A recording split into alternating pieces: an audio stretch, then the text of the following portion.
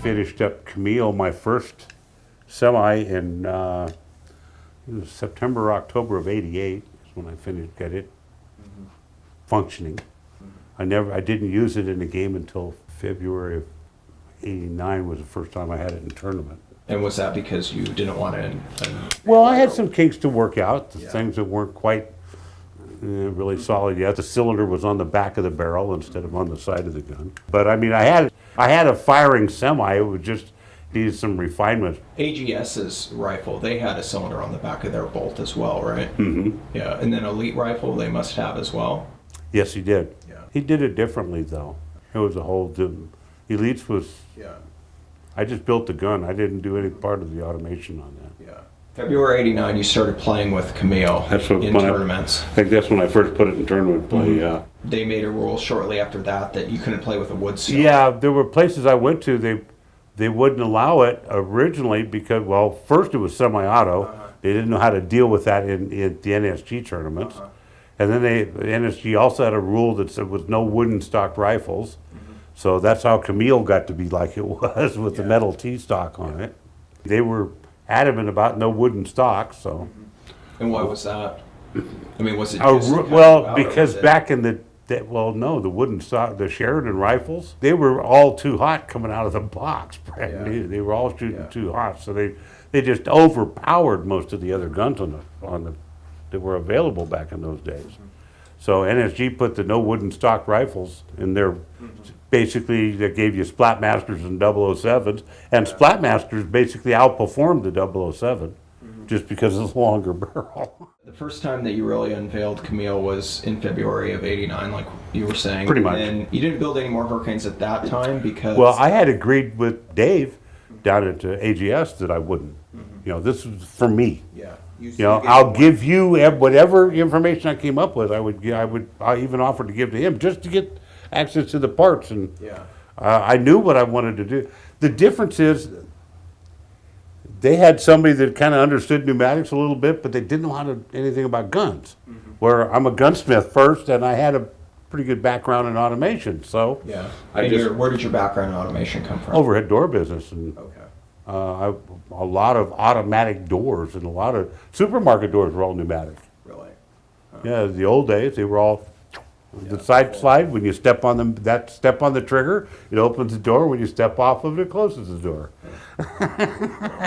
That and a machine that makes cans for Campbell's soup was my inspiration. That was probably the biggest inspiration for building Camille the way I did, the pneumatic automation. Where did you see that? Here in Sacramento. Yeah, you went to their factory? Oh, I worked on the door right next to, I worked on their overhead doors. Right next to their can making plant. Can you describe the function of that? Oh, it's a whole series of most everything was at that time was all run by pneumatic automation. With strip a little bit off the roll, cut some off, roll it a little bit. It got grooves in it, and it was all just station to station to station.